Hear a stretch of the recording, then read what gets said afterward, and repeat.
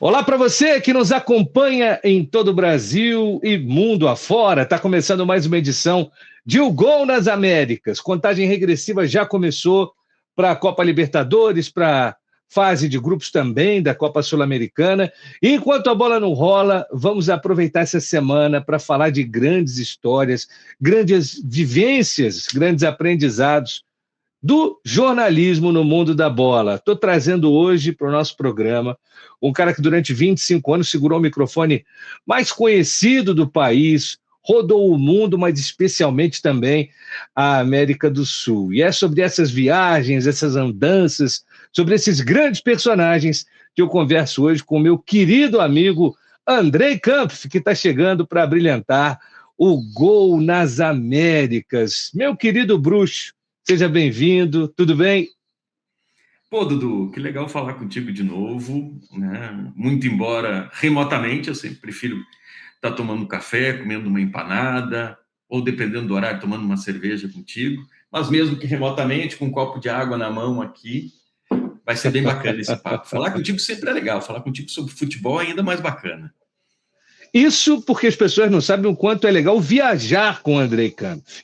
Em 2019, no ano em que... Foi o meu primeiro ano depois de sair da ESPN, o Andrei também tinha saído pouco tempo da Globo, e quando eu recebi o convite para ser narrador do DAZN, que naquela temporada tinha comprado a Sul-Americana com exclusividade, conversando com o pessoal que tomava conta do negócio, eu sugeri o nome do Andrei. Falei, gente, André acabou de sair da Globo, tem uma baita vivência, tenho certeza que agregaria demais nos comentários, e para minha sorte, essa sugestão foi acatada.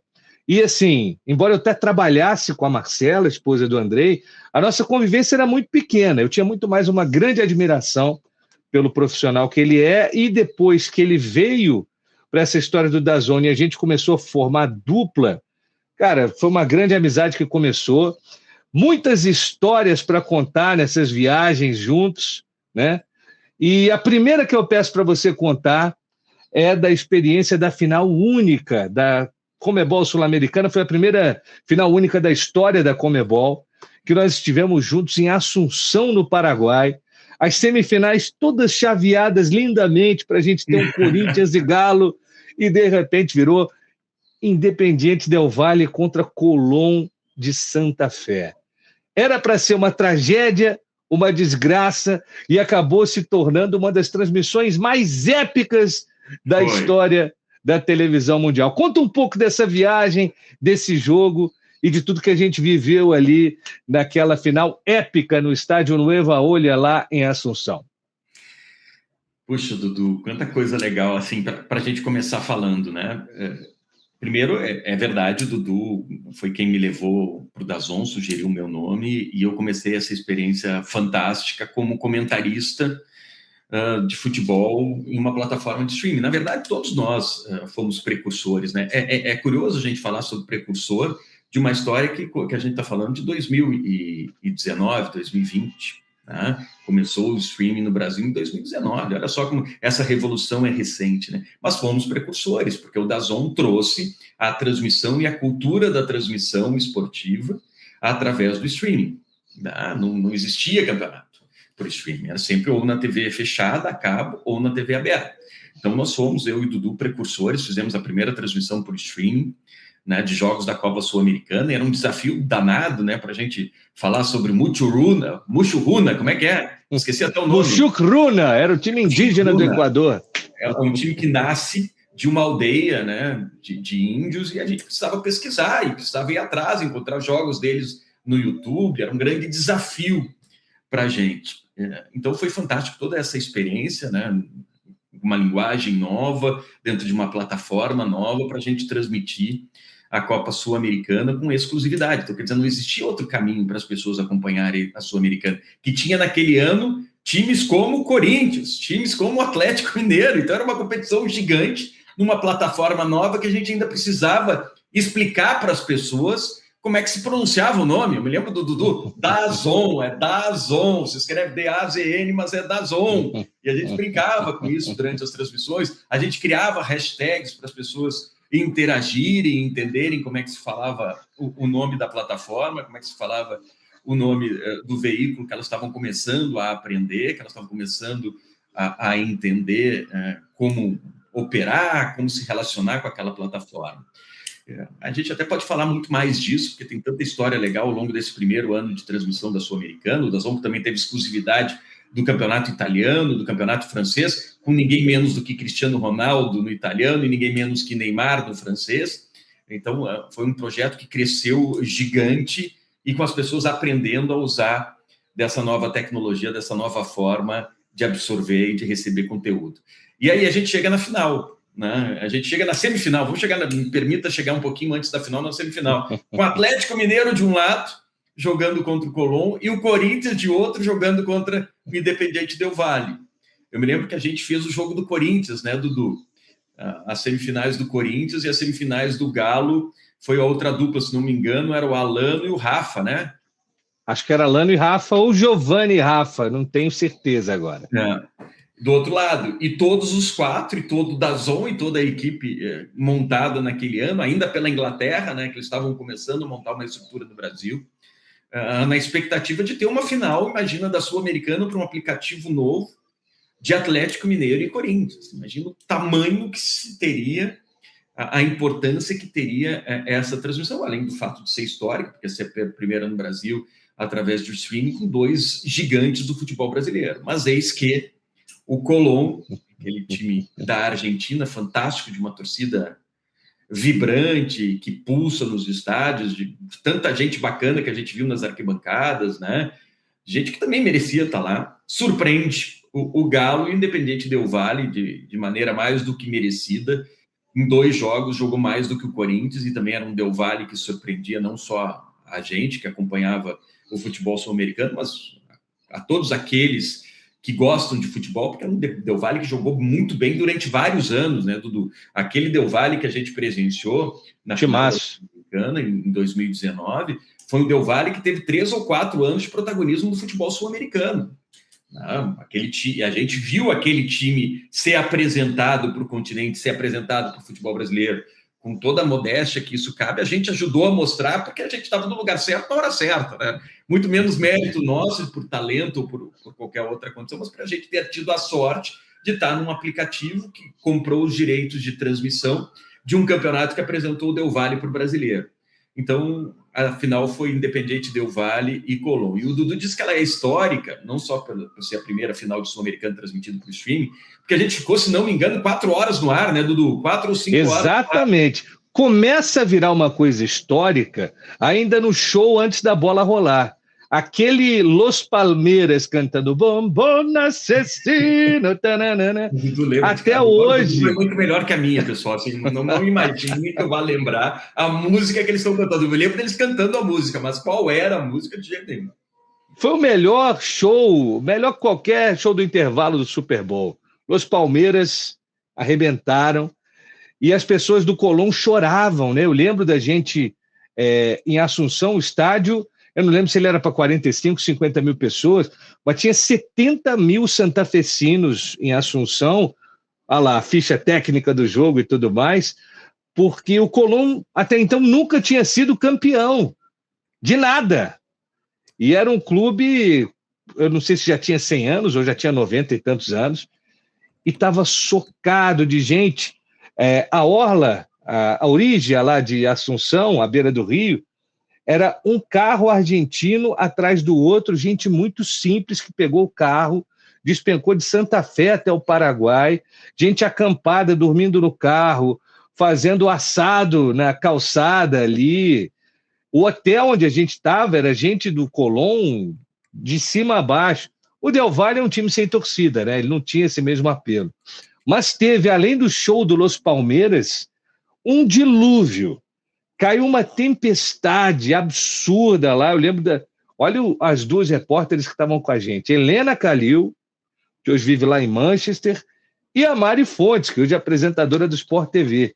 As 2 de galocha fizeram ali o Gene Kelly no Singing in the Rain, ficaram 1 hora falando, tomando choque no microfone.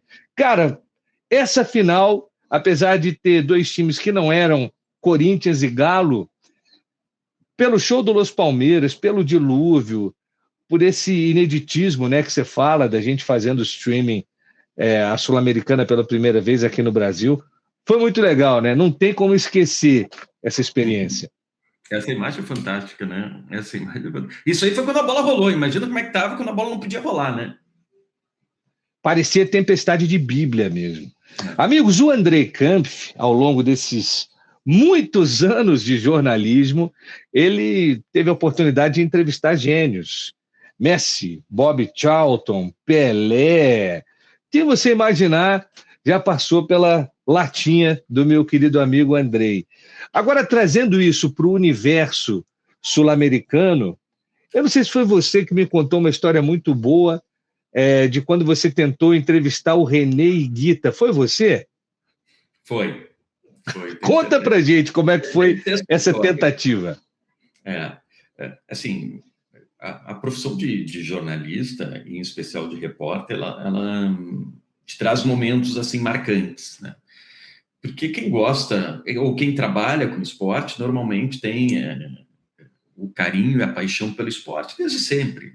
Então, a gente cresce acompanhando o esporte, querendo ser um atleta em algum momento da vida, a gente sonha com isso. Eu rapidamente desisti porque o meu talento não me permitia grandes sonhos, assim. Mas o futebol sempre fez parte da minha vida, o esporte sempre fez parte da minha vida.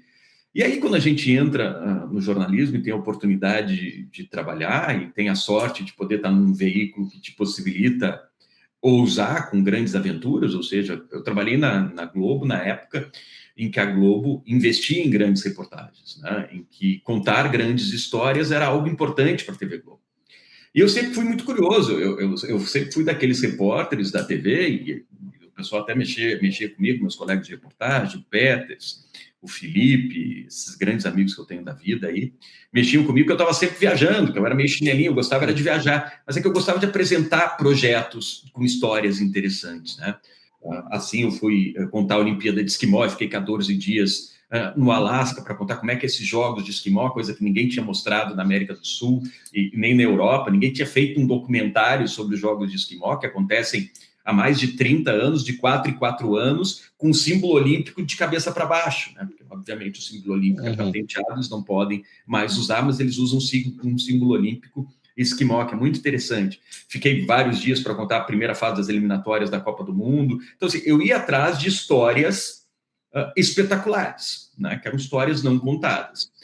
E eu descobri uma relação muito forte do narcotráfico. Não descobri isso, já era conhecido.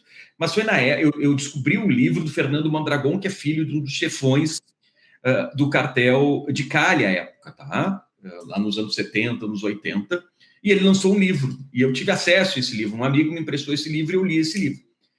E eu tentei entrevistar esse cara. E esse cara estava topando da entrevista, porque ele queria falar do livro dele. E aí a gente marcou uma entrevista com ele na Colômbia, só que, obviamente, para otimizar custos, já não podia ir para a Colômbia só para fazer uma matéria com o Fernando Mondragon, que era filho do... Tinha que propor logo umas 4 pautas, 5 pautas para justificar a ida, né? Vamos montar aqui um roteiro de pautas para eu conseguir ficar na Colômbia 10, 15 dias. E aí a gente fez a relação do narcotráfico com o futebol colombiano, que foi uma matéria. A gente fez uma matéria que repercutiu demais, que foi a relação do cartel colombiano com a Federação Peruana e o governo ditatorial na Argentina, para contar a história do jogo mais polêmico de todas as Copas, Argentina e Peru, em 1978. E eu fiz uma das pautas com o René Higuita. E a pauta era justamente a relação dele com o narcotráfico e o momento ou o tempo que ele passou na catedral com o maior traficante de todos, ou mais conhecido de todos, que é o Pablo Escobar. Ele tinha uma relação muito próxima com o Pablo Escobar. E naquela época... você chega para fazer esse papo e já sabendo que se essa fosse a primeira pergunta, ele provavelmente se levantaria e iria embora. Como é que foi para torear a fera e chegar nesse ponto? Boa, Dudu, exatamente isso. Aí, o que deu de gancho para eu conversar com ele é que ele era candidato ou pré-candidato ao Senado na época. Ele queria se lançar na política. Eu disse, olha, Higuita, ainda no Brasil, né? A gente quer ir fazer uma matéria contigo sobre a tua história no futebol, o goleiro, o artilheiro, o gol, o escorpião, mas obviamente também falar do teu salto na carreira aí, da tua transição profissional, que tu quer ir para a política, o que isso representa, uma nova política, não sei. Eu vou conversar com vocês. Vou abrir uma exceção, porque eu sempre cobro para entrevista. Primeiro ele tentou cobrar por entrevista, e a Globo tem uma política de não pagar por entrevista, não sei se ainda continua, mas na minha época era assim. Todas as entrevistas não eram pagas, e a gente disse, olha, a gente não paga. É uma política da casa, mas eu vou estar na Colômbia, eu vou fazer várias matérias e acharia interessante fazer essa matéria contigo, e para ti também pode ser importante. Só vou botar o carregador aqui, que daqui a pouco acaba a bateria. Tranquilo. 2, 3, pronto. Aí ele topou. Só que a gente chegou na Colômbia e a gente tinha, eu acho que o segundo dia na Colômbia, que a gente tinha uma viagem de 12 dias por lá, o segundo dia era a entrevista com ele. E aí o Chepo, Marcelo Chepo, um grande parceiro, um grande amigo que eu tive no jornalismo, que morreu há um tempo, vítima de câncer, chegou e ligou pro Higuita, e o Higuita não atendia mais as ligações. Primeiro dia nada, sabe, depois é só dar o endereço dele, né, direcione, e ele não dava, não atendia o telefone, não respondia, mandava mensagem, não respondia, era outra época, pessoal, não é uma época de rede social, a gente está falando, isso é 2009, tá? Mudou muito, as tecnologias mudaram demais, o acesso às pessoas mudou demais, tá? É uma época bem diferente, o telefone era o contato ainda. Então a gente tentava, não atendia, e daí passou o segundo dia, o terceiro, o quarto, a gente precisava ir embora de Medellín, porque a gente precisava ainda ir para Bogotá, para terminar de fazer todo o roteiro de gravações para as 4 ou 5 pautas que a gente tinha vendido para o Esporte Espetacular. E aí, eu cheguei no último dia, cara, não tem jeito, nós vamos ter que ir atrás. E como é que a gente ia atrás do Higuita? A gente parou num ponto de táxi e conversou com o taxista. Vem cá, tu já levou o Higuita para casa dele? Um me disse, não, nunca levei. O outro também me disse, não. Até que a gente chegou num taxista que disse, eu acho que eu sei onde ele mora. Porque eu tenho uma amiga que diz que é vizinha dele.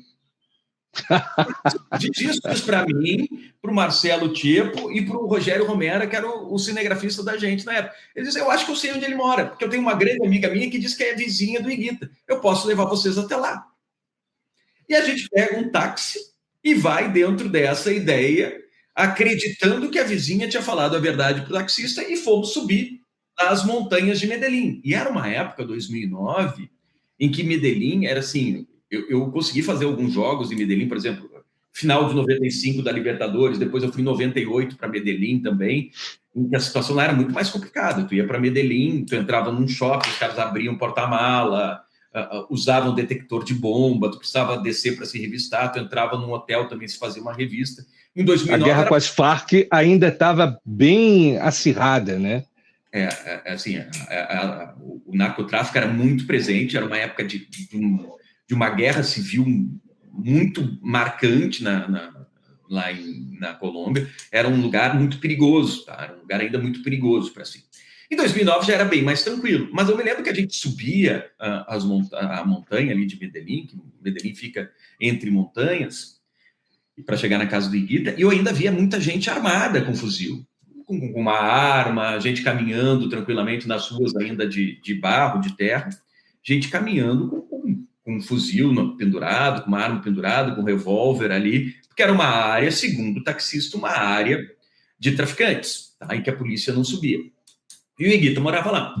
Me lembro que na primeira casa que ele parou, a primeira, ele disse, olha, pode ser essa. Era uma casa bem ao fundo, assim, tinha um portão baixo, um cachorro, e uma casa bem ao fundo, não era uma mansão, tu imagina, de jogador de futebol, era uma boa casa, né, para nós, mortais, uma bela casa, mas não era uma casa de um grande ídolo do futebol.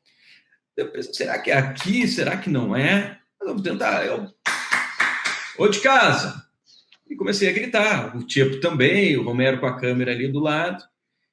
Passa uns 30 segundos, 1 minuto, ninguém aparece, mais um pouco, abre a porta e eu só consigo enxergar de longe aquela cabeleira do Higuita. Eu disse, é ele. E daí eu digo para ele, vem cá, Teleglobo de Brasil, Teleglobo de Brasil. E daí ele pega e fecha a porta. Eu olhei para os caras, um salão daqui, vai fechar essa porta, ele não vai entrar, tá o cachorro aqui, vamos fazer um plantão aqui na frente, ver se nos dá uma colher de chá daqui a um tempo, a gente ganha ele no cansaço. Mas assim, passou 2 minutos, ele estava sem camisa, ele voltou com uma bermuda, uma camisa e abriu a porta para nós. Entrem. Só disse isso. A gente foi para o quintal da casa dele e fez a entrevista.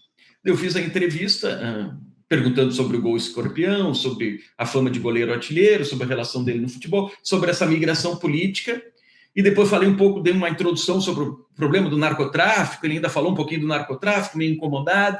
E daí eu perguntei, mas a gente sabe da tua relação muito próxima com o Pablo Escobar. Queria que tu conversasse um pouco sobre essa relação. Se era mesmo próximo dele? Ele disse, acabou a entrevista. E se levantou. Foi a frase que eu usei dentro da matéria para contar a relação dele com Pablo Escobar. Né? Eu até comecei com a matéria por aí, né? Essa é a última pergunta da entrevista, que terminou ali. É uma não resposta que diz tudo, né? Diz tudo, exatamente. E daí depois eu começo a contar a relação dele, ídolo e polêmico, né?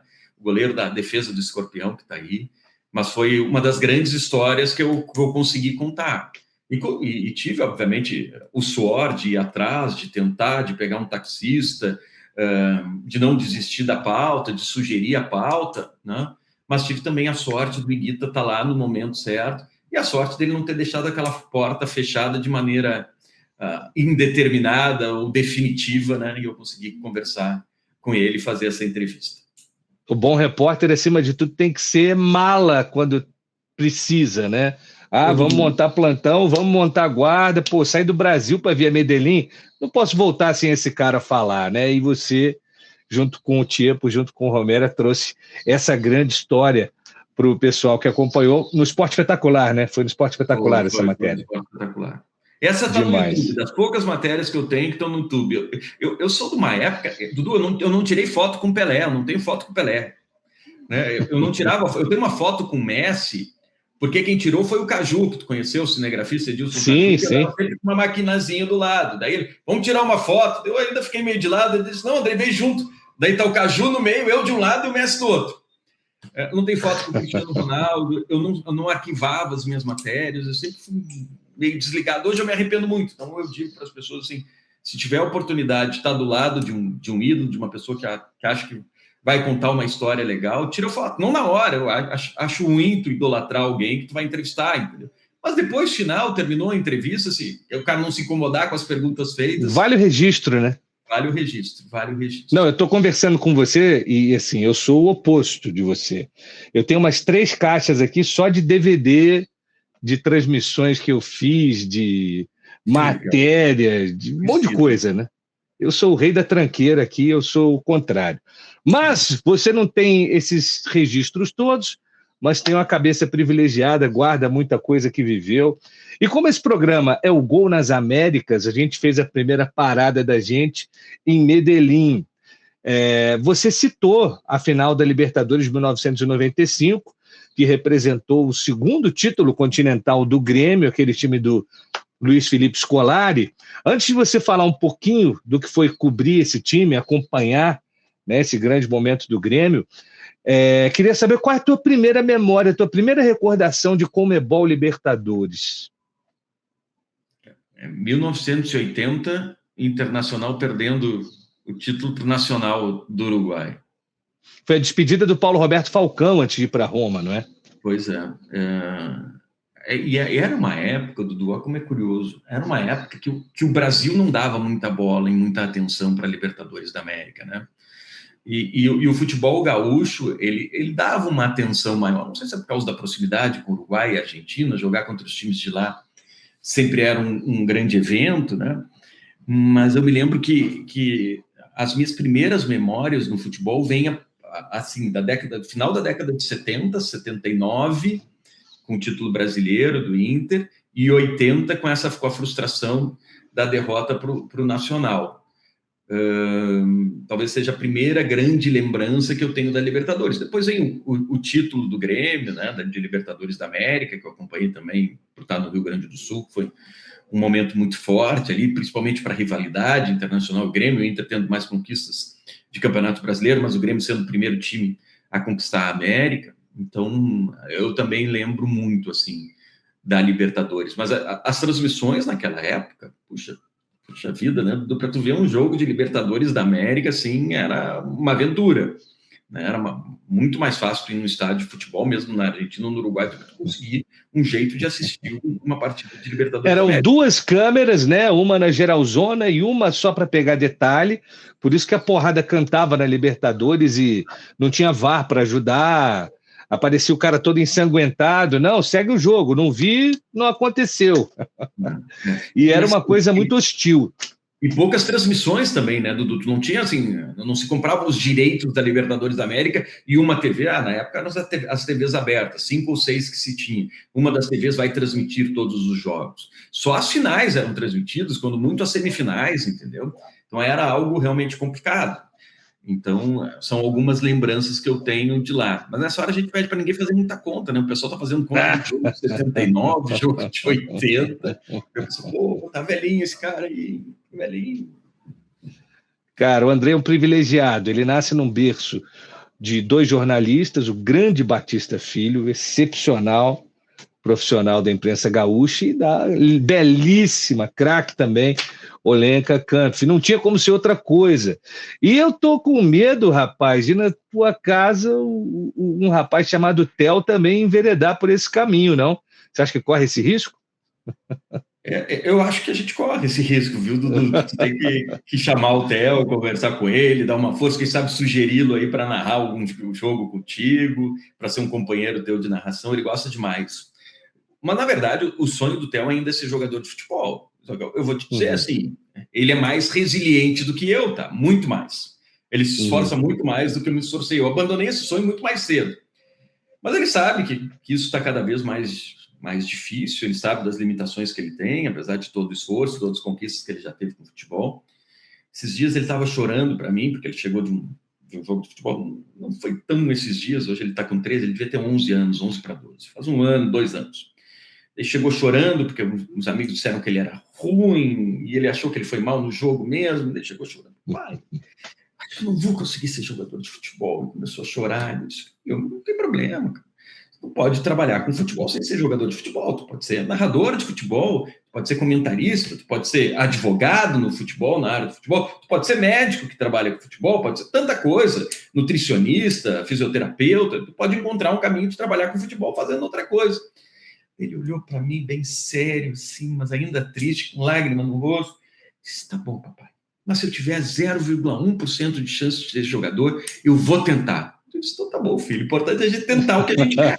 E nem pra gente vai conseguir, porque às vezes foge do nosso controle, mas a gente tentar é o nosso compromisso. É o que eu sempre falo para meus filhos, assim, tentem. O papai nunca vai ficar bravo com vocês por não conseguirem alguma coisa. Isso é da vida. Quantas coisas a gente não conseguiu, né, Dudu, na vida? Mas a gente tem um compromisso de tentar. A gente não pode se arrepender de alguma coisa que a gente queria, mas não se esforçou. Aí a responsabilidade é nossa. Demais. Esse é um belo papel de pai, né? Incentivando, mas sempre dando noção da realidade. Não é abraçar um sonho e confiar cegamente, é explicar as dificuldades, incentivar, mas ao mesmo tempo mostrar que se não der por esse caminho, outros caminhos podem ser abraçados. Você falou aí desse Argentina e Peru, 6-0 da Copa de 78, né? Que é o jogo mais controverso da história das Copas do Mundo. Fiquei curioso para saber, você chegou a conversar com o Quiroga, goleiro? Como é que foi essa tua incursão sobre Argentina e Peru? Pô, Dudu, eu até vou te mandar o vídeo. Esse vídeo está no YouTube. Eu até lembrei desse vídeo nessa semana, né? Porque acho que foi ontem ou anteontem que os argentinos lembraram 50 anos do golpe da ditadura, o golpe militar na Argentina. Os clubes se posicionaram. Aliás, parabéns aos clubes argentinos que se posicionaram por memória, justiça e verdade, diferentemente do que foi feito aqui no Brasil, quando a gente teve os 50 anos do golpe de 64, quando a gente teve os 50 anos do AI-5, pouquíssima gente se posicionou. Eu lembro de quando eu estava no Serrano, eu mesmo tive problemas, porque a gente fez uma postagem sobre a Casa da Morte, que era um aparelho de tortura que existia lá em Petrópolis, na página do clube, pedindo memória, justiça e verdade, para que nunca fosse esquecido. Rapaz, não teve um monte de gente que veio reclamar que a gente estava se posicionando politicamente e o clube não podia se posicionar. Olha os tempos em que a gente vive aqui no Brasil, cara. Complicado, né? Foi um posicionamento muito legal, coletivo, todos os clubes se posicionando na proteção de direitos humanos. Isso não é ser de direita ou de esquerda, até porque fica muito ruim para quem é de direita dizer que o posicionamento em defesa de direitos humanos é algo só da esquerda, uma bandeira só da esquerda. Essa é uma bandeira plural de direitos universais. Claro. Então, como os direitos da mulher e outras questões, né? Combate ao feminicídio, tudo isso. Essa é uma pauta de proteção de direitos humanos, deveria ser uma pauta da civilização, da humanidade. Tá? Bom, mas aí, lembrando, eu acabei resgatando esse vídeo, porque essa história ela é muito curiosa e ela nasce do livro do Fernando Mondragón, porque num dos capítulos, Fernando Mondragón diz que o pai dele, chefão do cartel de Cali, entregou dinheiro para a Federação Peruana a pedido da ditadura argentina para que os jogadores facilitassem a vida da Argentina no caminho para a final da Copa do Mundo. E o que eles ganhariam em troca, o cartel, por financiar essa compra da Federação Peruana e de alguns jogadores da Federação Peruana? A facilidade de entrar com o produto deles na Argentina. Rapaz. Isso foi dito pelo Fernando Mondragón, filho do chefão do cartel de Cali. Disse para mim. E me apresentou alguns documentos como carta do pai dele para o presidente da Federação Peruana e me disse a data dos encontros e me mostrou tudo documentado do encontro que o pai dele teve com o presidente da Federação Peruana. E lá foi negociado que atletas iriam ajudar ou facilitar a vida da Argentina e eram 4 atletas, entre eles você citou o Quiroga. E eu disse, olha, a gente precisa conversar com um deles. E se a gente conseguir conversar com o Quiroga, melhor. Dudu, a gente foi para a casa do Quiroga. O Quiroga nos recebeu na casa dele, com a esposa dele. Foi de uma gentileza absurda. Abriu a porta da casa dele. Para quem não sabe, o Quiroga é argentino de nascimento, hein? Pouca gente sabe disso. Não, e a gente ali, mas ele estava no Peru, em Lima, a gente foi na casa dele, a mulher dele super simpática, ele de uma atenção e de uma educação fantástica. A gente disse que a gente queria falar sobre a Copa do Mundo de 78. Essa era a nossa pauta, tá? E a gente falou para ele. Aí eu fiz algumas perguntas para ele e depois eu separei. Nem computador a gente tinha, né, nessa época que a gente foi, acho que foi 2009. Não me lembro se foi 2009, 78, deve ter sido 2008, tá? Que a gente foi falar dos 40 anos, dos 20 anos, né? 78, 88, 98, 30. 2008, 40 anos, 30 anos, 2008. 30 anos da Copa mais polêmica de todos os tempos. E aí eu peguei e levei um monitor, que era o que a gente levava, que se plugava na câmera, com um videozinho que a gente tinha, com uma gravação que era justamente entrevistas que a gente fez do Fernando Mondragón e algumas entrevistas dos brasileiros, do Coutinho reclamando daquele jogo, e eu mostro para o Quiroga. Ele dizendo, foi comprado, um dos jogadores foi o Quiroga. E daí depois entra o Coutinho dizendo, esse é o jogo mais vergonhoso da história de todas as Copas, uma coisa mais ou menos assim. A minha memória não é boa como a do Dudu, eu não lembro a frase dele, mas está nessa matéria que eu revi esses dias. E aí o Quiroga fica quieto. Fica quieto. Ele olha, ele abaixa a cabeça e fica quieto. E eu disse, você recebeu dinheiro para facilitar o jogo para a Argentina? Ele não me responde. Ele baixa a cabeça e fica quieto. E eu não pergunto. Daí eu tenho alguma coisa a dizer com relação à frase do Coutinho e com relação à denúncia do Fernando? Ele não fala. Então a gente tem também um silêncio numa entrevista importante com o Quiroga sobre essa Copa de 78, sobre esse jogo mais Copas. Então a gente tem o Quiroga, tem o Fernando Mondragón, tem mais alguém da Federação, um jornalista peruano à época, um jornalista argentino. O meu Batista Filho também narrou esse jogo, né? Ele foi um narrador que contou essa história polêmica, porque ele acompanhava a Argentina na Copa, ele estava fazendo todos os jogos da Argentina na Copa de 78. Entrevista também o Sérgio Noronha, que também estava nesse jogo e estava acompanhando e fazendo reportagens sobre a Copa do Mundo à época. Então, assim, a gente tem um documentário bem pesado. Olha que legal, Dudu. Eu me lembro que essa matéria entrou no ar no Esporte Espetacular, e eu estava vendo um jogo do Campeonato Brasileiro, naquela sequência, os jogos eram às 4 da tarde sempre, daí quem transmitia era a Globo e a Bandeirantes. E eu estava, não sei por que, assistindo a Bandeirantes, não estava assistindo a Globo nesse dia, e era o Luciano Vale que estava narrando, e o Luciano começa a transmissão falando dessa reportagem. Olha que legal. Só, né? Que legal. Assim, que prêmio! Orgulhoso agora. Ele falando da reportagem, elogiando, né, o conteúdo, não o meu papel, mas o conteúdo, a força jornalística da reportagem, e comentando a experiência que ele teve lá e essa sensação de jogo comprado que todo mundo tiveram, porque o Peru era uma boa seleção na Copa do Mundo. Muito boa, era um timaço. Não seria uma seleção que perderia com aquela facilidade para a Argentina. Então, isso também me marcou, assim, eu acho que... Eu acho, na minha entrevista, quando eu fui selecionado para trabalhar lá na RBS, que é afiliada da Globo, as pessoas perguntaram para mim o que eu quero como jornalista. Eu digo que eu quero que as minhas histórias repercutam. Eu não quero que a pessoa saiba quem é o Andrei, isso não faço questão. Mas eu quero que as pessoas no bar comentem a história que o Andrei contou. Porque daí a gente está cumprindo com o papel do jornalista, que é o papel... de ajudar no serviço público, né? De informar as pessoas como um serviço público de qualidade, de trazer conteúdo e informação para as pessoas terem as suas próprias reflexões. E daí, nesse caso aí, você também segue um mandamento de Geneton Moraes Neto. Fazer jornalismo é também produzir memória. É deixar tudo claro para as próximas gerações, e esse trabalho com o Quiroga também é absurdo, né? Que legal que você teve essa chance. Passeando aí mais pela América do Sul, queria que você tentasse lembrar de alguma outra matéria legal que você tenha feito, ou no Chile, ou no Paraguai, ou no Uruguai, na Venezuela, que pouca gente lembra.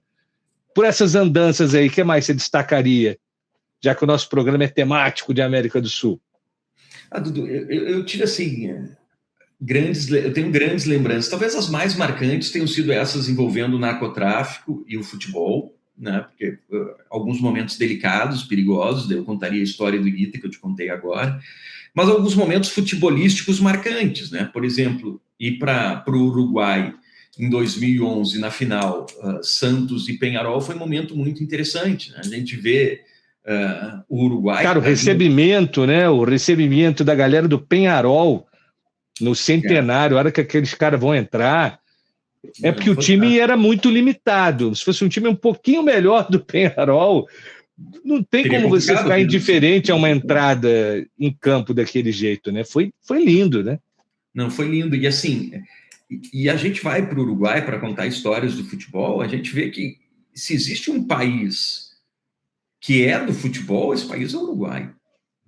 Se a gente for pegar a proporção de pessoas apaixonadas por futebol no Uruguai e no Brasil, talvez seja maior no Uruguai, não o número de pessoas, porque o Brasil, o Uruguai, Montevidéu, tem o tamanho do Rio Grande do Sul, o Uruguai inteiro é menor do que o Rio Grande do Sul, né? A população é menor. E olha o que eles formam de craques, proporcionalmente, a fábrica de talentos do Uruguai, ela funciona de uma maneira muito mais produtiva do que a fábrica de talentos do Brasil. Né? Elas precisam de menos matéria-prima para produzir mais talento. Ela é uma máquina mais eficiente, essa indústria de talentos uruguaia. E todo mundo vive, conhece, pesquisa história e sabe muito assim de futebol. Então, tu vai um pouco antes da final, tu conversa com as pessoas nas ruas, elas entendendo o que é o Santos, a história do Santos, a importância daquela final, entendendo a limitação, como você bem trouxe, do Peñarol, à época, que era um time... coletivamente razoável, mas individualmente muito limitado, e que jogava com base numa camisa e com a força de uma torcida que é absurda, né? Uma torcida apaixonada. E daí ver a entrada do time em campo, ver o Nacional pulsando um estádio de uma história única no mundo, palco da primeira Copa do Mundo, né? Da final da primeira Copa do Mundo. Então, isso me traz grandes lembranças, né?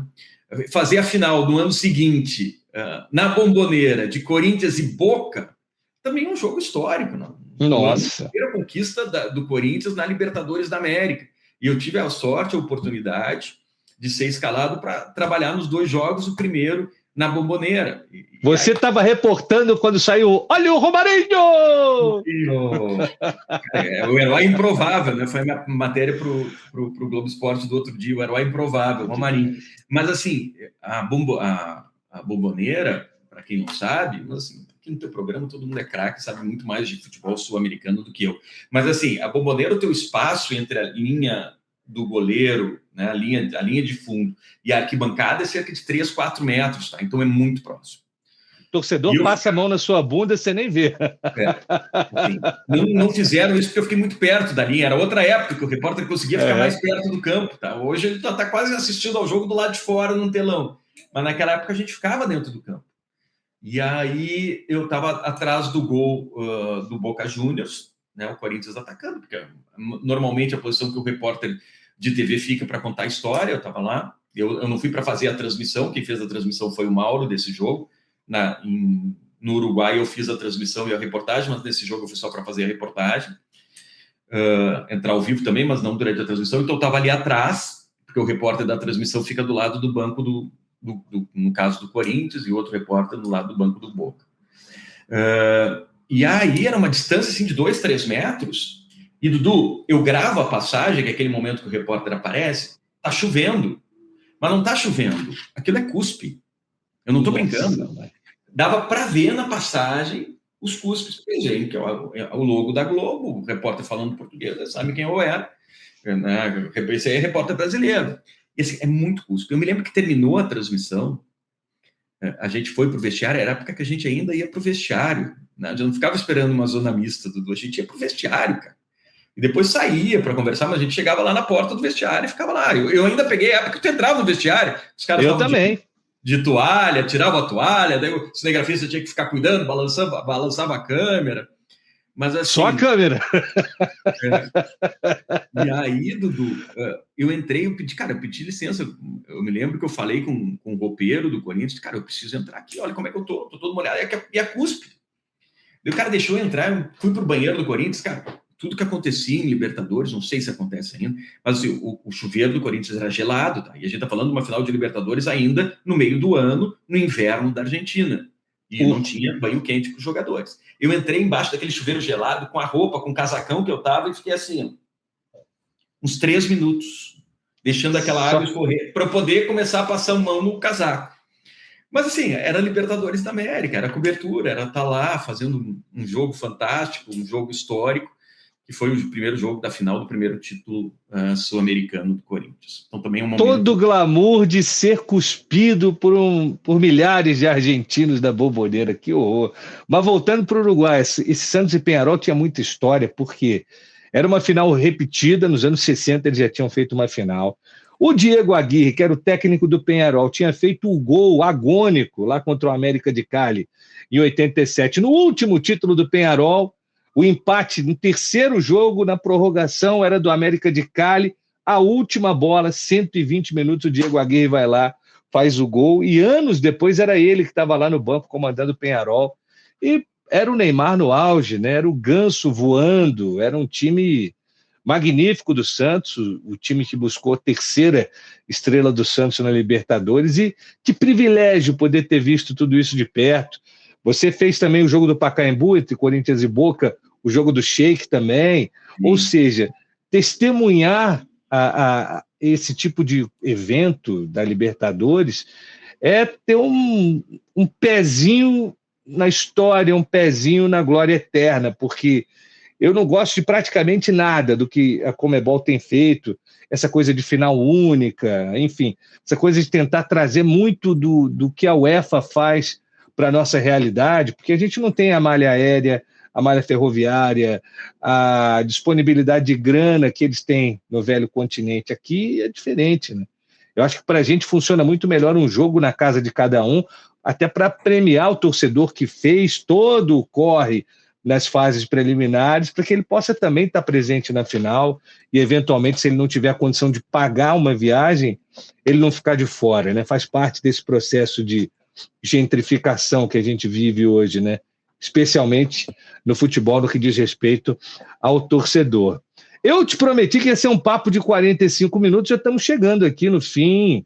Então, assim, a gente vai ter que de alguma maneira, marcar um jogo de volta, um segundo tempo, porque tem muitos outros países, se a gente ainda não fincou a bandeirinha, você deve ter alguma história boa de Chile, de Venezuela, Paraguai, se bobear, você já trombou com o Chilaver por aí, que é uma figura sempre muito difícil, né, nas entrevistas, fala um monte de barbaridade. Mas eu, em vez de fazer tudo isso, eu vou pedir para você voltar naquele Grêmio de 95. Eu acho que na época, eu não lembro, acho que era o Regis Rezin que seguia mais o time do Grêmio, né, André? Isso, Regis, claro. Foi até o que acabou projetando o Regis para ele vir para o Rio, eu acho, esse time do Grêmio, aquelas passagens de oportunidade dele. Mas você já na RBS acompanhando esse Grêmio de perto. O que é esse time do Filipão de 95, que a gente lembra, né? Tinha Danley, Arce, Rivarola, Adilson na zaga, Roger Machado. Aí o meio era Dinho, Carlos Miguel, Goiano, Arilson, Paulo Nunes e Jardel. Para mim, o mais surpreendente disso era ver naquele Grêmio o Paulo Nunes, que era meio que um rejeitado pelo Flamengo, um cara da base que subiu, ganhou títulos e tal, mas não conseguiu se firmar para valer.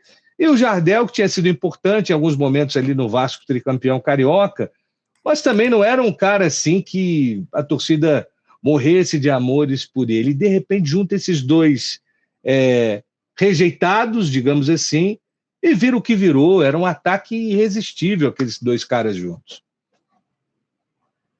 Não, assim, um time que tinha... Eu acho que tinha bons talentos, entendeu? Mas não era um time que no papel impressionava. Ele acabou surpreendendo porque esse time deu... As pessoas gostam de falar de liga, mas esse time se encaixou muito, né? Era um time com jogadores com característica que se encaixaram de uma maneira absurda e dentro da ideia de jogo do Filipão. Então, uma bola parada muito boa com Arce, né? Um Jardel artilheiro no momento fantástico, um cara de área, né? Com Paulo Nunes também chegando como um segundo atacante, né? Com Arilson e Carlos Miguel fazendo um lado esquerdo muito forte, porque o Paulo Nunes fazia o lado direito, com dois, assim, eu acho que individualmente, talvez os maiores talentos do Grêmio fossem os dois laterais. Arce jogava muito e o Roger jogava muito. Né? E tu tinha uma defesa... Roger tinha um fôlego absurdo, né? E uma defesa que combinou demais. A Adilson mais técnico e o Rivarola de uma imposição física absurda. Então foi um time que acabou se encaixando de uma maneira dentro do modelo, da ideia de jogo do Filipão, e que foi, com o tempo, ganhando uma confiança fantástica. A gente sabe que o primeiro passo para vencer é acreditar. E esse time acreditava. A gente via o Grêmio entrar em campo e a gente sabia que o Grêmio vai fazer um gol. E depois era difícil fazer gol no Grêmio. Darley numa fase excepcional. Então esse time, assim, vem de um histórico de títulos 94, que era um time muito diferente, mas já com o Filipão, né, da conquista da Copa do Brasil.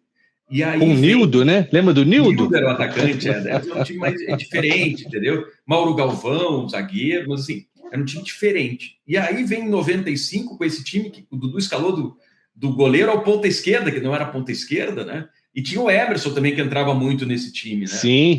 Depois volante de seleção brasileira. E assim, daí ganha a Libertadores, vai para o Mundial, perde para o Ajax, mas ganha o Brasileiro em 96. Então, assim, é um time que conquistou muito. E ganha a Copa do Brasil em 97 também. E ganha a Copa do Brasil em 97, mas daí já era um time um pouco diferente, com o Luiz Mário, né? Não, do Luiz Mário é 2002. 97 é um time bem parecido, é verdade. A tua memória é muito melhor do que a minha, assim, não confie em tudo que eu estou dizendo, assim, com nomes, entendeu? O importante é a ideia. Mas, realmente, um time que se encaixou, contrataram o jogador. E olha que a época, scout era algo que não existia, né, Dudu? Era muito mais no instinto. Mas olhômetro. Aqui, formado parece um grupo de inteligência artificial, assim. Como que eu monto um time para se encaixar coisa? Monta isso aqui, puf. Sabe? Traz o Paulo Nunes, que está meio esquecido no Flamengo, traz o Jardel, que eles estão liberando no Vasco, pega Goiano e Dinho, que o pessoal do futebol paulista não quer mais investir muito neles, e pronto, entendeu, cara? E montou um timaço que era muito difícil time, né? bater. Muito difícil. Agora, aproveitando esse ensejo aqui que a gente está falando de Libertadores, de conquistas, Para você, qual era o Inter mais forte? O Inter de 2006 ou o Inter de 2010? Qual dos dois era melhor de ver jogar? Eu acho que o de 2006 era ainda melhor, tá? Eu acho que o de 2006 era um Inter mais ajeitado, um time que vem de um trabalho de Libertadores, vai até o Mundial com o mesmo técnico, né? O Internacional de 2010 teve uma mudança radical aí, o Celso Roth pegou o Internacional só na reta final da Libertadores. O Fossati sai acho que nas quartas de final, e aí vem Celso Roth na semifinal. Celso Roth, E aí faz um trabalho no Campeonato Brasileiro ruim e vai para o Mundial. Assim, eu acho que o time do Internacional que jogou mais durante mais tempo foi o de 2006. Talvez com talentos individuais ele fosse equilibrado, mas assim, como time, como força coletiva, bonito de ver, sem dúvida nenhuma, de 2006, um time muito mais regular. Maravilha. Meu amigo, eu ficaria com você mais umas 5 horas aqui proseando, mas eu sei que o Andrei hoje já não é mais um contador de histórias full-time, como a gente ainda tenta ser. O Andrei hoje tem uma carreira jurídica fantástica, ele está inclusive ali no escritório da AK Proteção Jurídica, onde ele tem tomado conta aí de muitas questões do direito esportivo e também do direito trabalhista, né? E é um dos poucos casos que eu vi de alguém que consegue brilhar num segmento e, de repente, mudar e continuar sendo absolutamente relevante, trazendo sempre uma opinião muito rica, não só para os debates jurídicos, mas também para os debates sociais que a gente tem que fazer todos os dias. Então, é um privilégio poder te chamar de amigo e foi um privilégio poder estar com você nessa quase 1 hora de papo aqui para a galera ligada em O Gol nas Américas. Passamos de leve por Lima, no Peru, por Medellín, pelo Rio Grande do Sul, por Montevidéu, porque a Argentina, meus amigos, se a gente for falar da Argentina, passamos também, né? Copa de 78. Mas eu e Andrei, no mesmo ano, acho que a gente foi para a Argentina mais ou menos, ida e volta umas 20 vezes. Entre 2019, comecinho ali de 2020, até que a pandemia atrapalhasse o projeto do DAZN. Esse cara, inclusive, ele me criou um problema econômico, porque eu tomava só uns vinhos meia boca e ele me apresentou no free shop os melhores rótulos argentinos, aí a gente ficava economizando a diária para depois trazer aqueles Malbecs espetaculares, os Rutini, os Bodega del Fim del Mundo. Aliás, tem alguns aqui na adega esperando um amigo para uma visita, o dia que você estiver de bobeira. Que legal, Dudu, que legal. Só me deu mais saudade de conversar contigo, de te encontrar, de comer um assado, tomar um vinho, coisa boa. Bom demais, meu irmão. Obrigado. Sigam o Andrei no X, no antigo Twitter, Andrei Kampf com 2 Fs, tudo junto, certo? Isso. Lá você terá a oportunidade de ler alguns pensamentos importantes. O Andrei tem estado muito mais ativo nessa plataforma, né? Eu tenho lido muitos textos legais, muita gente de peso tem repercutido, né, os textos que o Andrei traz. Então, se você ainda não segue o Andrei, siga por lá, siga no Instagram também, que ele é fera e mora no nosso coração, já é sócio honorário aqui do Gol nas Américas. Voltará certamente para contar mais histórias, porque só essa do Higuita aí, a do Quiroga, os goleiros sul-americanos e suas lambanças extracampo, dão também um programa temático. Querido, super obrigado. Que isso, Dudu, eu te agradeço demais. Conversar contigo é bom demais, passa muito rápido. Obrigado, foram histórias assim que eu adorei reviver, né? Relembrar e reviver. Abração, Dudu, beijo para ti, beijo para o Zeca, para a Olívia, muito obrigado. Obrigado, querido. Semana que vem, o Gol nas Américas está de volta com mais uma edição. Grande abraço e até lá.